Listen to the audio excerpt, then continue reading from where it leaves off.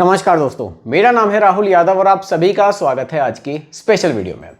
दोस्तों, stock market में एक इंटरेस्टिंग चीज चल रही है। म्यूचुअल फंड मैनेजर्स जो हमारे पैसे को मैनेज करते हैं, जो बिलियन डॉलर्स पोर्टफोलियो को संभालते हैं, उन्होंने पिछले कुछ महीनों में एक नया ट्रेंड शुरू किया है और वो अपने पोर्टफोलियो में एग्रेसिवली फाइनेंशियल के IT और कंज्यूमर स्टॉक्स को अब खरीद रहे हैं।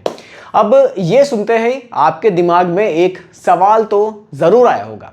फंड मैनेजर्स के पास तो रिसर्च की एक बड़ी टीम होती है, एडवांस डेटा उनके पास होता है और मार्केट का पल्स समझने की कैपेबिलिटी भी उनके पास होती है।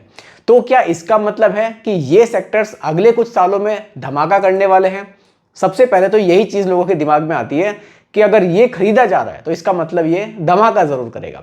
तो चलिए इस पूरी कहानी को बिल्कुल स्टेप बाय स्टेप समझने की हम लोग यहाँ कोशिश करेंगे।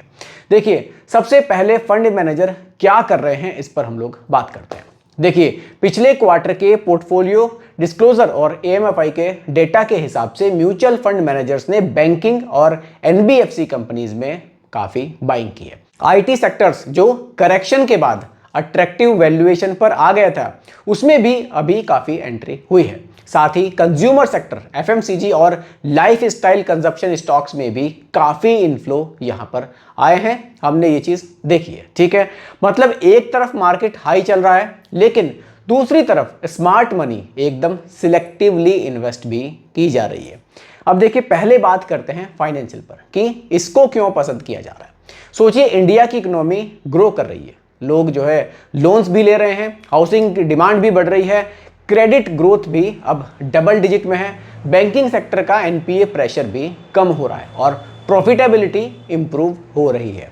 तो म्यूचुअल फंड मैनेजर्स इसको एक लॉन्ग टर्म ग्रोथ स्टोरी के रूप में देख रहे हैं।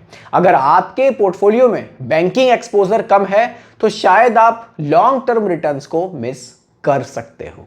कंफर्म नहीं है, लेकिन न्यूज के अकॉर्डिंग हम देख रहे हैं तो आप शायद इसको मिस कर सकते हो। दोस्तों, अब बात करते हैं IT सेक्टर की। IT सेक्टर ने पिछले 2 साल में काफी प्रेशर फेस किया।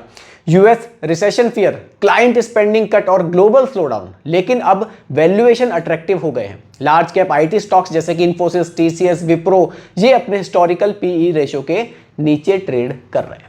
फंड मैनेजर को लगता है अगले 2-3 साल में AI एडॉप्शन और डिजिटल ट्रांसफॉर्मेशन से IT सेक्टर फिर से ऊपर जा सकता है।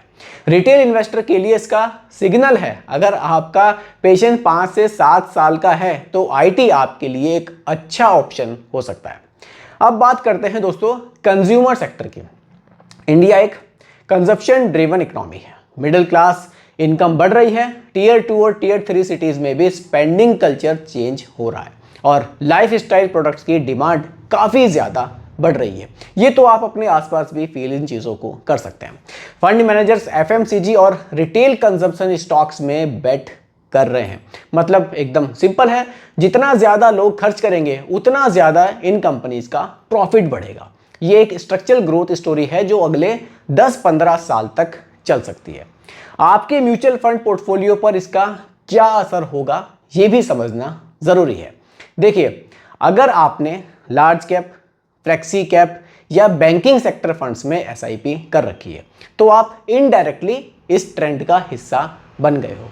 आपका पैसा भी उन्हीं स्टॉक्स में इन्वेस्ट हो रहा है जहां फंड मैनेजर बेट लगा रहे हैं।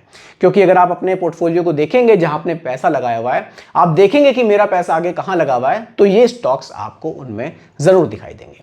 लेकिन अगर आप सिर्फ स्मॉल कैप या फिर थीमेटिक फंड्स में ही इन्वेस्टेड हो तो हो सकता है कि आपका पोर्टफोलियो डाइवर्सिफाइड ना हो।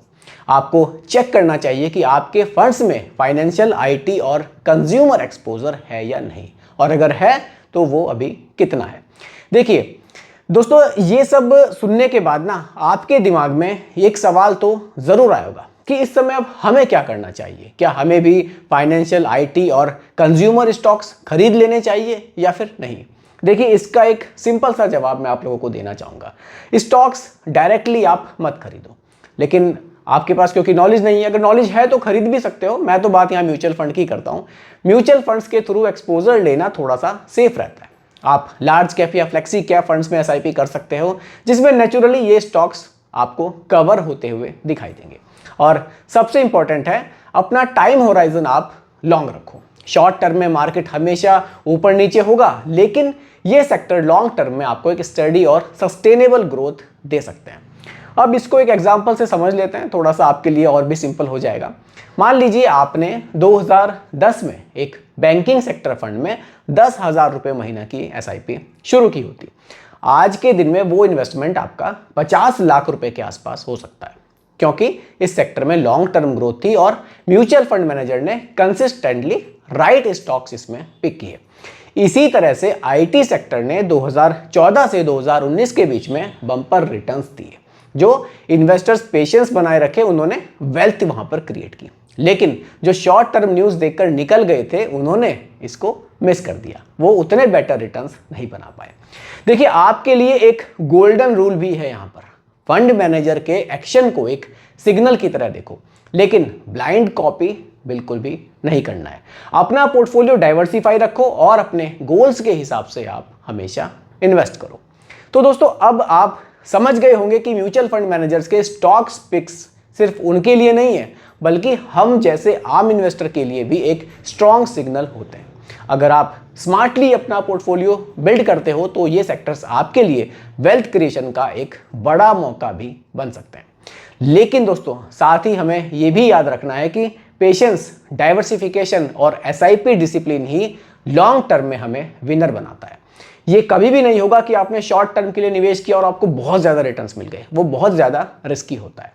देखिए, अब आप लोग भी बताइएगा कि फाइनेंशियल, IT और कंज्यूमर सेक्टर्स में सबसे ज़्यादा ग्रोथ कहाँ से आएगी। आप मुझे कमेंट में ये चीज़ बता सकते हैं। और बाकी टॉपिक आज की वीडियो का यही था। ये वीडियो आपको पसंद आती है तो लाइक शेयर करना मत भूलिएगा, चैनल को सब्सक्राइब कीजिएगा, ताकि हम और आप हमेशा आपकी फाइनेंशियल जर्नी में साथ रहें। मिलते हैं जल्दी एक और नई वीडियो के साथ। धन्यवाद।